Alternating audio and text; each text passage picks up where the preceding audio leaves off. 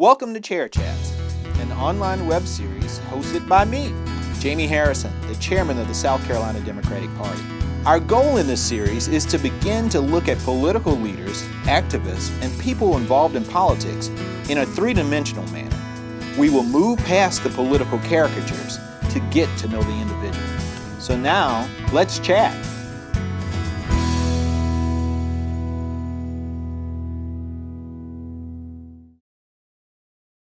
He camped out in drug-dealing neighborhoods in Newark. There was a documentary made about his race for mayor.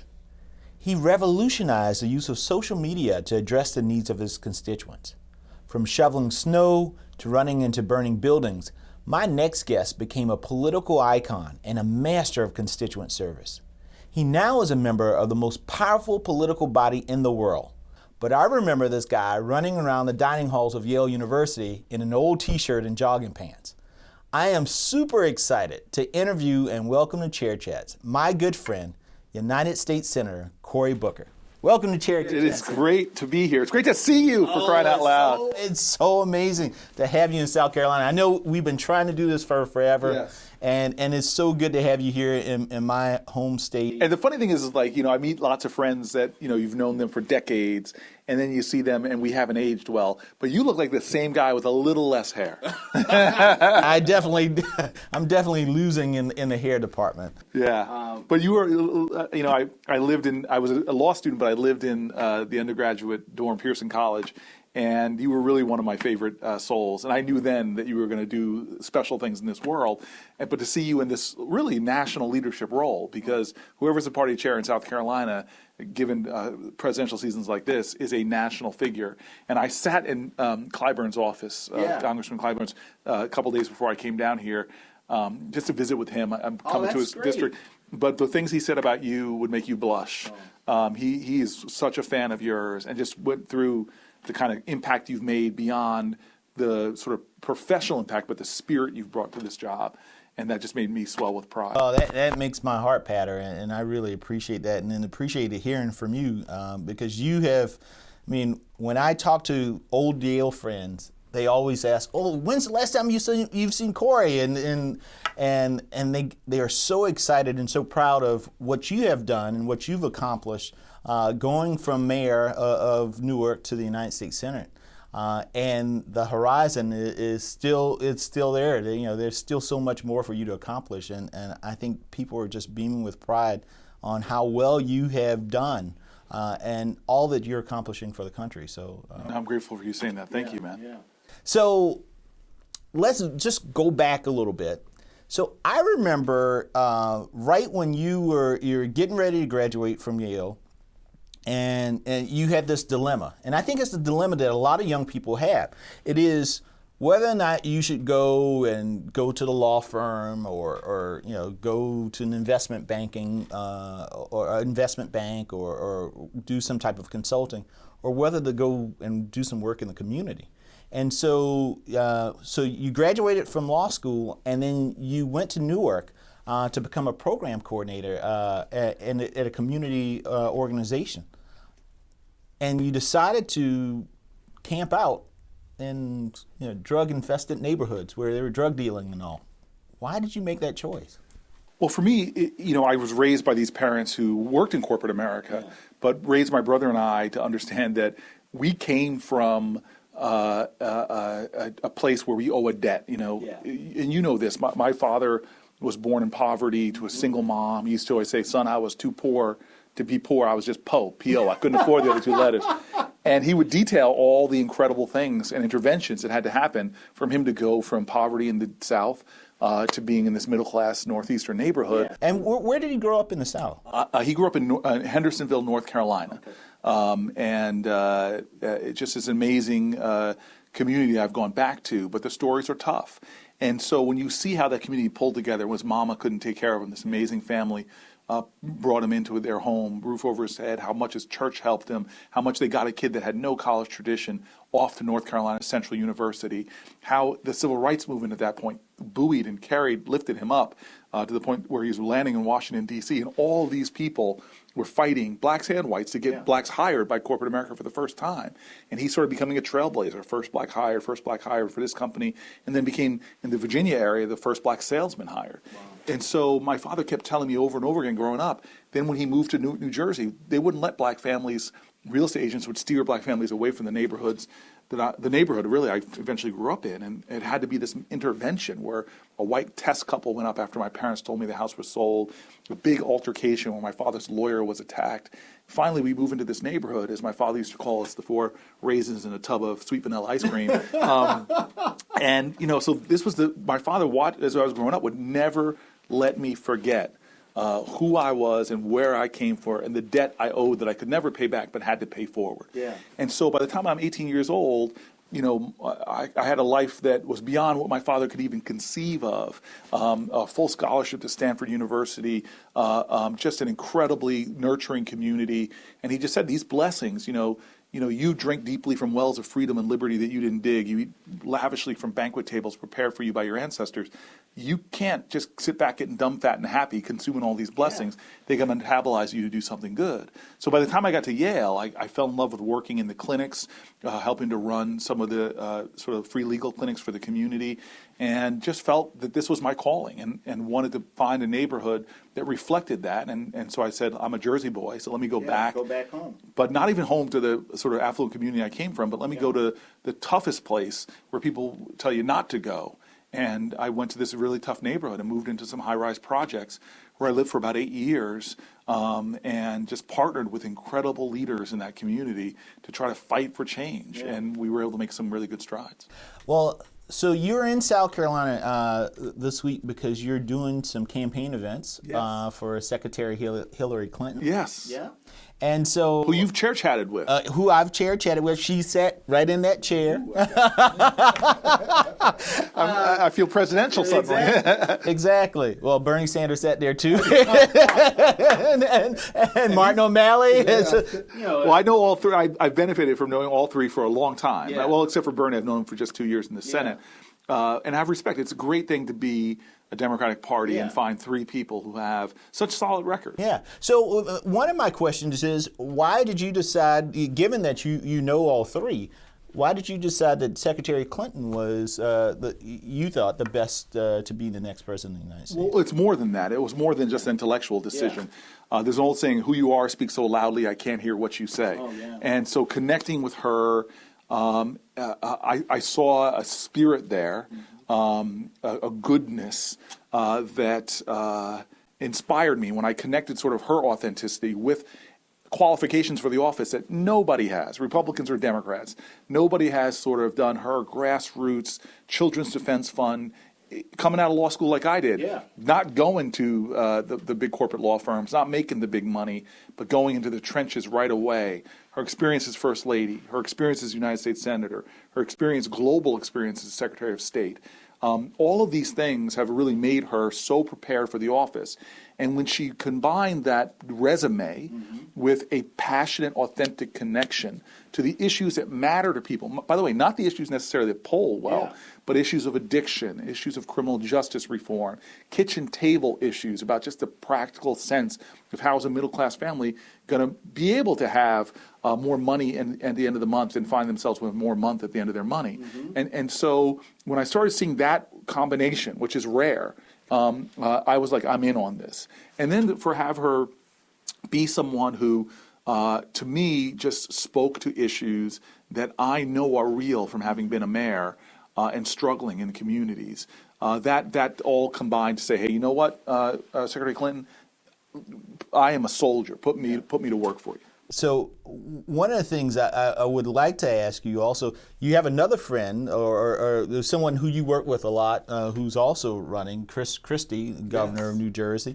What are your thoughts about his campaign so far? Well, first of all, this is the strangest presidential election of my life because now there are people I know pretty well on both sides. On both sides. I work with Rubio. I work with Ted Cruz. I mean, he's one of the first people I had dinner with in Washington, D.C. I know Chris Christie. I've gotten to know Jeb Bush. He and I were on a board together.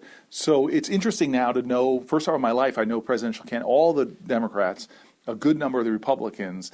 Even the New York Times posted a picture of me and Donald Trump together because I got to know him around Jersey. And so I know some of his family really well. So this is one of those times where I have the privilege, I think, to not only know them on their policies, but know them as individuals.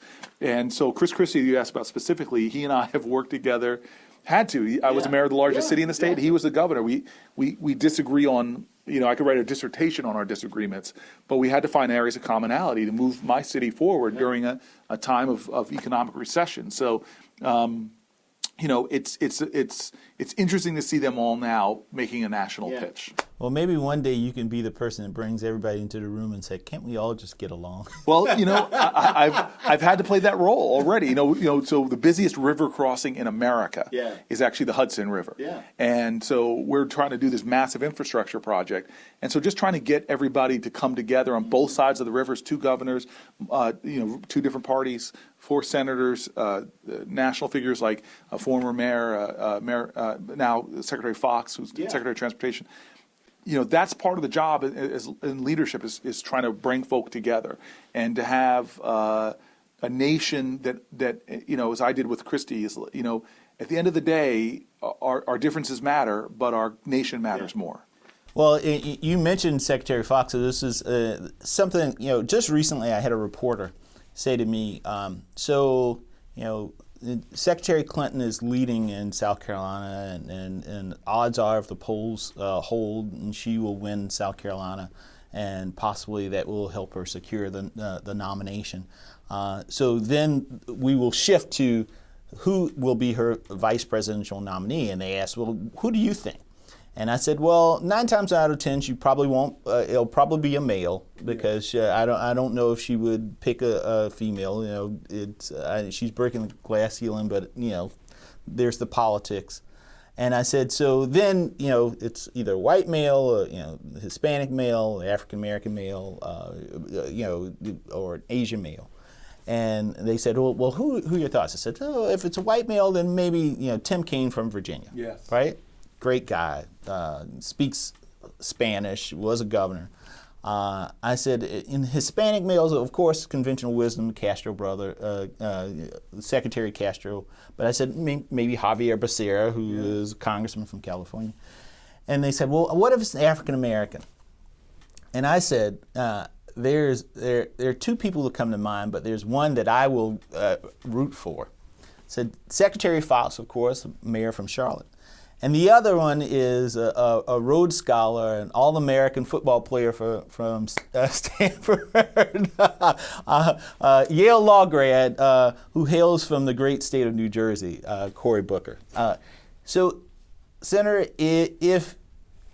would you ever consider if Secretary Clinton told you after she has a nomination, here's my short list of people that I am thinking about for vice president, and you're one of them? Well, she gave me her short list.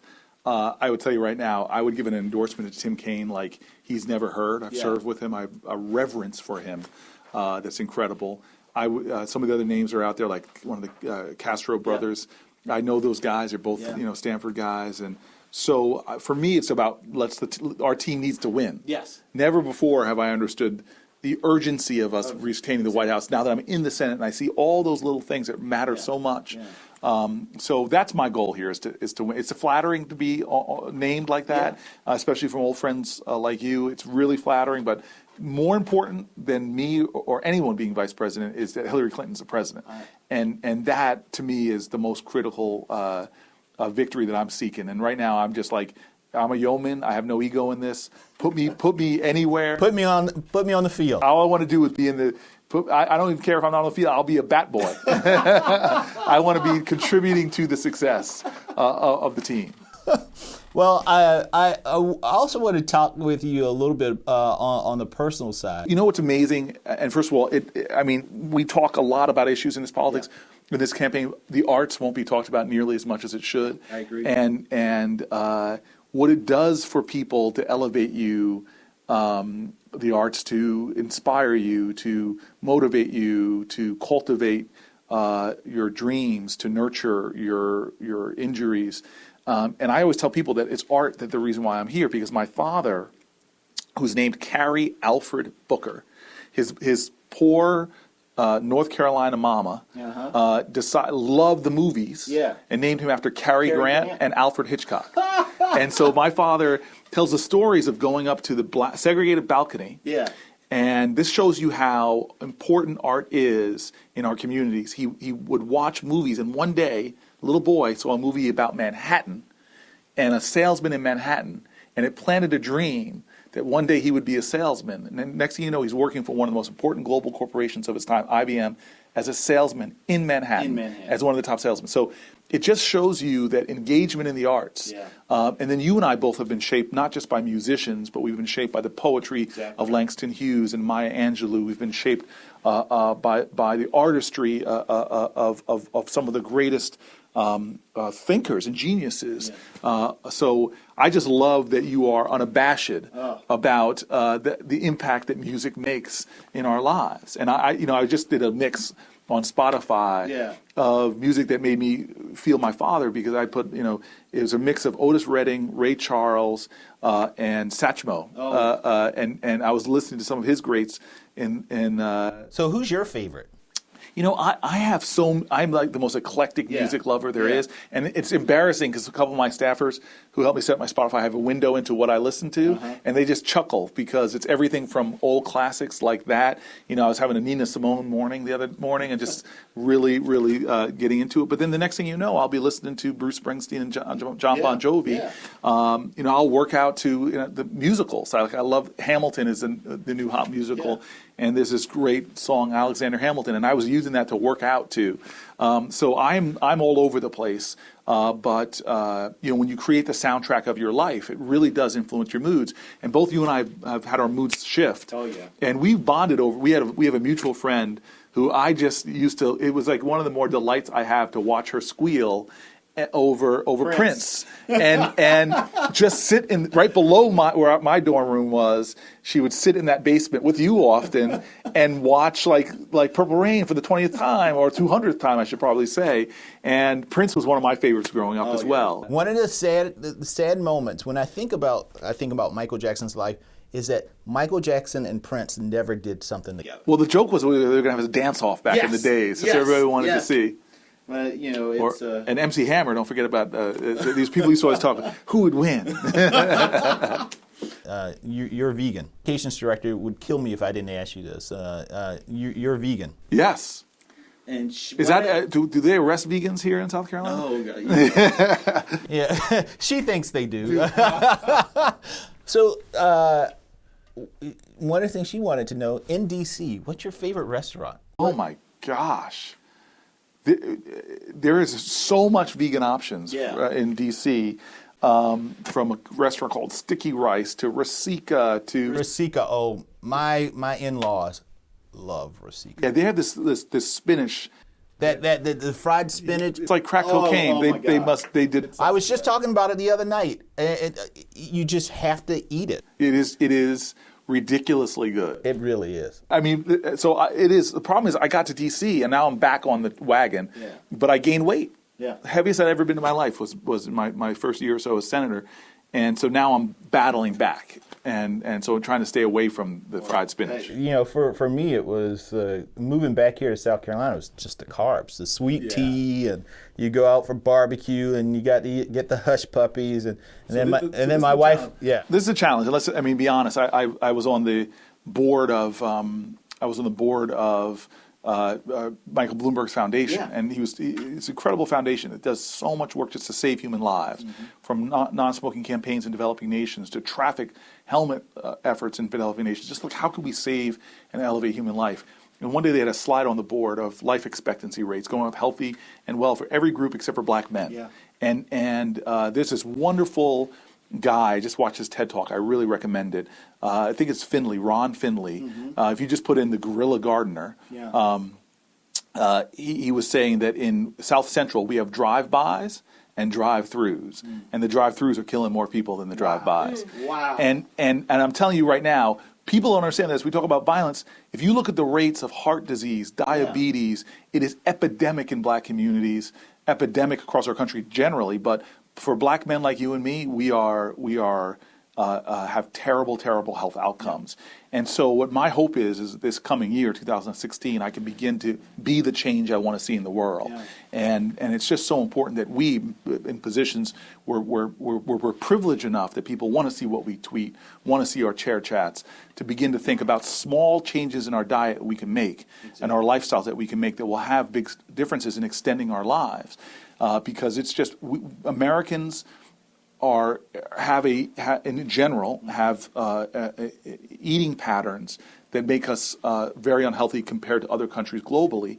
And what's even worse than that, the environmental impact of what we eat is not sustainable. If every country in the globe ate like the Western American diet, we would need 4 planet Earths just to sustain this globe. And so for me, the reason why I became vegan was not, I'm not one of those people, if you and I were sitting down and you were eating fried chicken and I was eating my fried spinach, I would have no problem with what you're doing. But I just thought to myself, you know what, how can I better align my values to my personal choices? And it's always a personal choice. And we should always think about it. The most powerful vote we have, and people don't realize, because unfortunately not enough people vote in elections. And I want to say this directly to the camera. It's appalling, the voting rates here in South Carolina. It's appalling what they are in New Jersey as well, especially knowing how many people had to suffer and die for this. So that's something that just almost hurts me when I think about our history. But people don't realize we do vote, though, every day with our dollars. How we spend our money, it's one of the best reflection of our values. Not what we say we believe in, but what we do. And sometimes I stop and think, and I try to educate myself. Like, where do the clothes come? Who made them? What were the working conditions of the people that made them? When I go to eat, most people don't think about this, but the minimum wage for tipped workers, $2.13. We spend billions of dollars as taxpayers supporting these industries because they don't pay their workers enough, so we have to pay for food stamps. We have to pay for public housing. Right. And so when you start being conscious of your consumerism and how you vote with your dollars, am I deciding to stop at a store that pays their workers right or not? Am I going to buy some food that was made sustainably, free range chicken, or not? And that's where this public-private partnership is so important, because I'm now seeing companies, even Walmart, changing a lot of their practices because they realize that they are an affront to their American values. Well, we have that power every single day. And this you and I both know from campaigning. When we decide to live by our values, we elevate other people and give them the courage to live by their values as well. That's exactly right. And we know this from our data. I could come to South Carolina 10 times, talk to people about voting. I might have some influence. I probably imagine I have more than I do. But the most powerful influence on a person to vote is their peer group. Exactly right. And so we impact people all. Like, my brother just lost 70 pounds. And I'm looking at him. One of the reasons I'm doing what I'm doing right now is like, I am not going to let that brother look as sexy as he does. And then now I'm going to be called the fat man, the fat one. So you influence the people around you just by making a determined decision. I'm going to change one habit in my life. You have a ripple effect on the people around you. Just by telling people, you know what, I'm going to eat a little less fried food. Doing it and talking about it means the people around you are going to be influenced by that decision. Alice Walker has this statement. She says, the most common way people give up their power is not realizing they have it in the first place. Wow. And so we have power to influence and affect that's far more, and by the way, more than the people in the 60s in the civil rights movement, because now we can post about it on Twitter. Exactly right. And friends begin to say, oh, wait a minute, what's Jamie doing? And that's why I hope more people understand that forget changing the world. I made the mistake coming out of law school thinking I was going to transform the world when I realized the most important thing I can do is live by my values, transform myself, and then maybe that will ripple out and change the world. Speaking of values, and this is the last question, and so I can let you go. American values, the situation that's going on right now in Paris and with the refugees in Syria. And many folks, I know pretty soon the United States Senate will take up a debate and discussion about whether or not the America will allow Syrian refugees continue to allow the refugees into the country. Where are you on this particular issue, and where do you think America needs to be on this?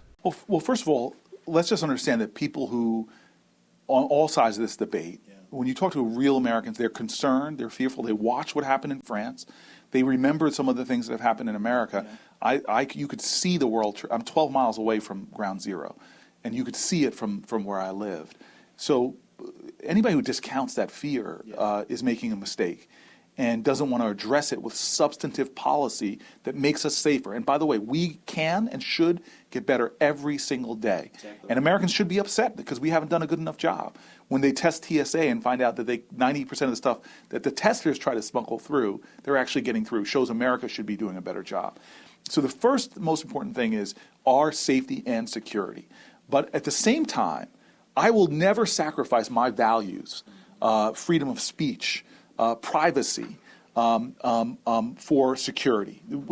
As soon as you make an exchange for your freedoms and your values for your security, you end up losing both. Yeah. And so we need to figure out a way to make sure we keep this country safe. Now, there's a falseness in this debate going on right now in Washington that people need to understand.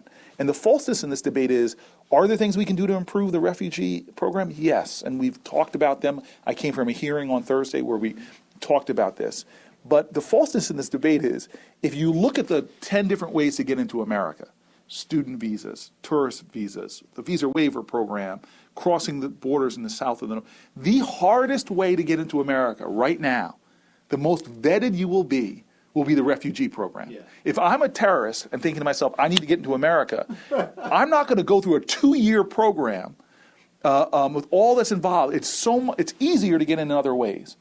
And so for people to zone in on this and create something that's not true, when you look at the vetting process, when you look at the level of scrutiny, and say, wait a minute, if they came with a bill on the visa waiver program, because please understand, about 5,000 countries, now for those who don't understand what the visa waiver program is, people from France don't need to get a visa to come into the United States. You know, we have an open exchange. It's easy for a French tourist to come here. And so they're a visa waived a country. Well, what happens with those countries when those countries are sourcing fighters in Syria and then those people come back to France? About 5,000 foreign fighters going to ISIS are coming from our visa waiver countries. Wow. That means if those folks are radicalized in France, they can just come to our country as tourists. Exactly right. And so we're talking about a refugee program that takes 18 months to 2 years to get here. And the way they test these folks, how hard it is, and most people don't realize our refugee program takes the most vulnerable people, women, children, victims of torture. We don't take just the full group of we zone in on those people, and the fighter military aged men, are like barely a blip in our program. Yeah. So if people were in Washington were now talking about, wait a minute, let's rush to put legislation in to tighten up the visa waiver program. Let's start making intelligence sharing about those people coming in from their countries more up to date. There's so many things we could be doing to improve these things. There are real holes. Yeah. So this to me is a bit of a false a concern that seems to me often more about political pandering than the substance of protecting our country and the things that we should be doing. Let me give you a couple more examples. We have departments that have suffered because of the sequester funding cuts. FBI, the Department of Homeland Security, a lot of these places that should be getting resources. Now, we resource our military overseas, which is important, but we're letting a lot of these folks starve when we should be doing more investment in them. I'll give you another example. Why I know, I became mayor and I said, you know what? If I had to speak honestly about guns in America, I'm going to tell you right now that I could only find one shooting in Newark that was done with a guy or a woman that bought a gun legally. So I'm not worried about you going out and buying weapons. I'm worried about you because your increases of that gun being used on yourself, accidents, mistakes. I'm worried about that because you're my friend and I love you. But law-abiding citizens in this country, by and large, are not committing the most of the murders going on in our country. But what worries me is how easy it is for criminals to get weapons. Now, just your grade A American criminal is bad, Yes. horrific. But now think about the terrorist attacks in Mumbai, in Nigeria, and in France. These were men with automatic weapons. So imagine now you are a foreigner on a visa, come in here on a wave visa, a radicalized person in Belgium who gets a visa to come here and visit, can walk into a gun dealership And buy a weapon. and buy automatic weapons. And there was just a video from the terrorist groups that talked about the ease of buying weapons in the United States. So we're all this focus on a refugee, on the heart, and I'm not saying we shouldn't be focused on it, but all this focus on the hardest way to get into this country, and yet nobody wants to talk about how easy it is for foreign nationals to buy weapons in this country.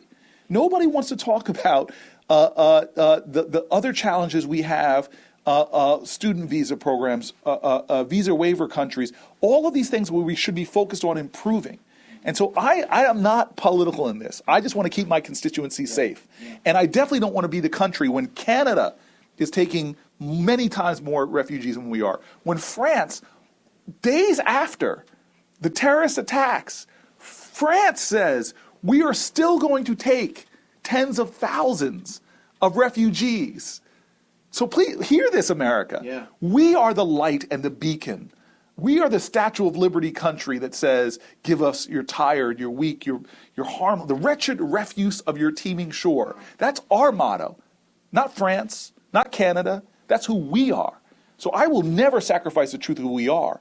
I'm going to be vigilant about keeping us safe and not get into political pandering, but focus on the areas that really need to be beefed up. Well, Senator, I tell you, wow, that was powerful. And there's a reason why I always tell people that I am very happy about the future of the Democratic Party. And it's because we have leaders like you who are representing us in the United States Senate. Thank you so much for being a part of Chair Chats. Stop for a second, because I don't want you to close out without me closing out and just saying this. You, my friend, first of all, I love this man. He is. How does South Carolina know how lucky they are to have you? Because you have options too. You and I both know that. You could probably do something, make more money. You could probably have offers all around this country, but your loyalty and dedication to here. I know your wife sometimes says, you're doing what? Doing this again? We got a newborn baby here? Look at you're leaving your child. But yet you are so dedicated to public service. And you're not party politics. You're doing this, and I know this because I know you. You're doing this because of the values, the issues, the ideas that you think are so important in South Carolina. So to me, and I don't use this word liberally, I really think you're a heroic person. And the great thing about you, you're so damn young, is that God hasn't finished with you yet, and great things are ahead. So I've been honored to know you for all these years, and I just want to say I am grateful that you are a leader in our country. Thank you, Senator. I appreciate it, and I appreciate you calling me young because I'm hitting 40 next year. I need that positive reinforcement. Thank you again for being on Chair Chats, and it's so good to have you here. And thank you because you're always welcome on Chair Chats.